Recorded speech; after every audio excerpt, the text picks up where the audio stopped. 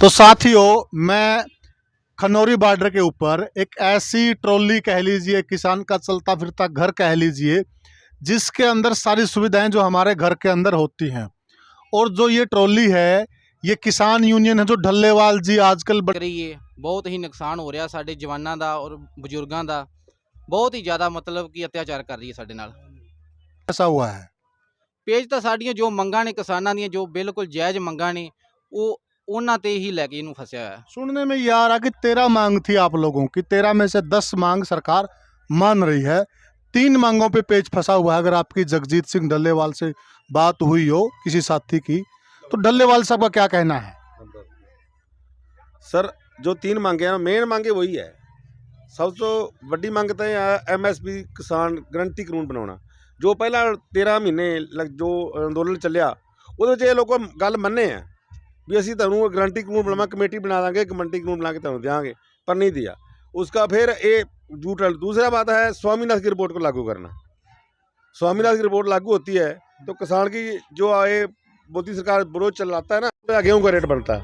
अच्छा, जो स्वामीनाथन की रिपोर्ट लागू होती है तो अपने अभी दुगना हो गया, 2200 है, 4500 हो गया, दुगना हो गया अपने अभी।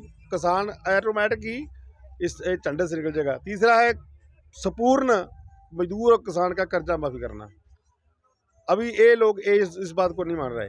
कर्जा माफी पे मानते हैं, ये कह रहे हैं ज्ञानी जी कि अगर हम सारा MSP लागू कर देते हैं, 13 फसलों पे कह रहे कि हमने लागू कर दिया, और अगर हम सभी फसलों को MSP के दायरे में लेके आते हैं तो 17 लाख करोड़ दी फसल होती है हिंदुस्तान से, तो 17 लाख करोड़ रुपया सरकार का फसलों में ही लग जाएगा। तो बाकी के काम सरकार फिर कैसे करेगी?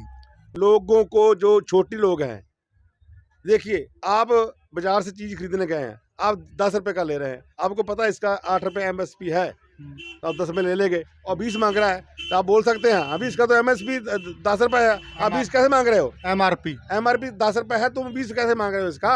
हम तो इसका अब जिसका चीज़ का MSP नहीं है वो कितना मर्जी लेके खरीदे। अब आलू देख लो, अब 2 रुपए हमारे यहाँ पंजाब में 2 रुपए 2.5 रुपए किलो आलू बिक रहा है। तो वही आलू कहाँ जब बाजार में जाता है, जहाँ मॉलों में जाता है, तो एक आलू का चिप्स बनता है, एक आलू का 50 रुपए का चिप्स बिकता है ना। लेकिन उस आलू का फिक्स रेट हो तो हमको पता है। तो इसमें ये कह रहे हैं सरदार जी, जैसे आपने बड़ी अच्छी बात कही कि एक आलू तो 2 रुपए किलो पीट रहा है, हाँ। और एक उसी आलू का चिप्स बन के वो 50 रुपए में बिक रहा है। 50 जो 3 बिल लेके आए थे उसमें हमारा मकसद यही था कि किसी प्रकार से हम किसान की आय बढ़ाएं। जो आप कह रहे हैं कि किसान प्रोसेसिंग करे, ज़्यादा पैसा बनता प्रोसेसिंग में, ठीक है, लेकिन उसमें फिर किसान ने मना कर दिया। तो इस बात में कितनी सच्चाई है? उसमें मना क्यों किया गया? उसमें ये बात है जो कानून में था, जो प्राइवेट मंडी लाना चाहते थे को, लेकिन देखो ये मंडी है, इस मंडी में हम फसल लेके आए हैं, इस मंडी में फसल नहीं बिकता। जैसे प्राइवेट मंडी में फसल लेके आए हम, यहाँ हमारे को 50 रुपये मिलता है, सरकारी रेट उसका है 100 रुपया, हम 100 रुपये बेचेंगे ना। लेकिन जब सरकारी मंडी नहीं होगी तो 50 वाला पाए हम 40 मांगे, आपको 40 देना पड़ेगा, कहाँ लेके जाएंगे हम लोग?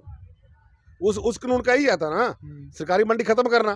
और जब सरकारी मंडी खत्म होगी तो हम कहाँ लेके जाएगा उसको? तो वो कह रहे थे कि हम एक प्राइवेट प्लेयर की एंट्री करवा रहे हैं। प्राइवेट प्लेयर समझते हैं जो बड़े पूंजीपति हैं, वही बात है ना, भाई उनको बोलते कि आप खरीदो।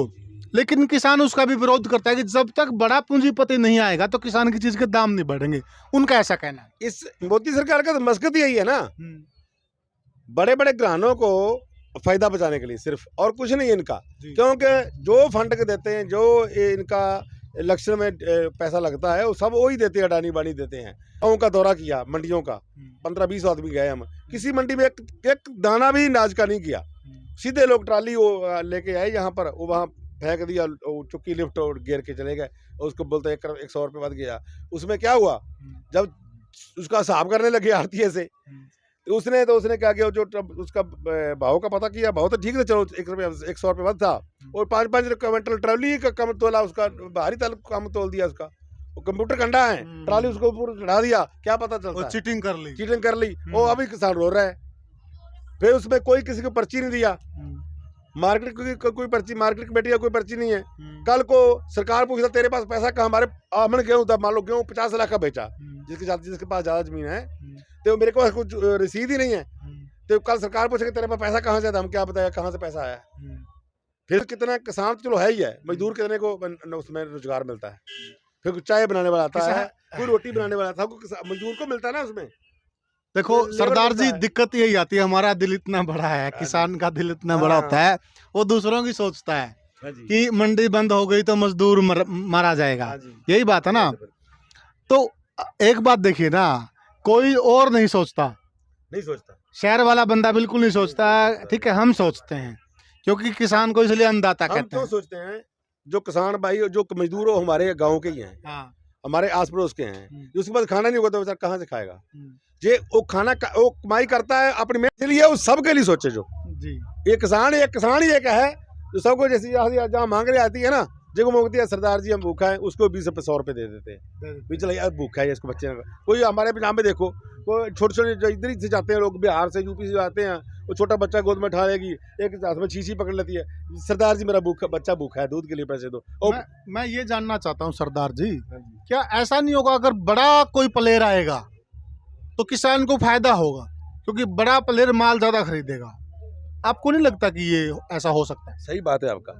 बड़ा प्लेयर क्या करेगा, पहले साल आपका जब पूरा सिस्टम बोलो यही है, प्राइवेट हो गया, बड़े माल रह गया, पहले साल सरकारी नहीं प्राइवेट है, पहले साल वो आपका जो है, अब 2200 को गेहूं बेचता है ना, वो 2500 में खरीद लेगा।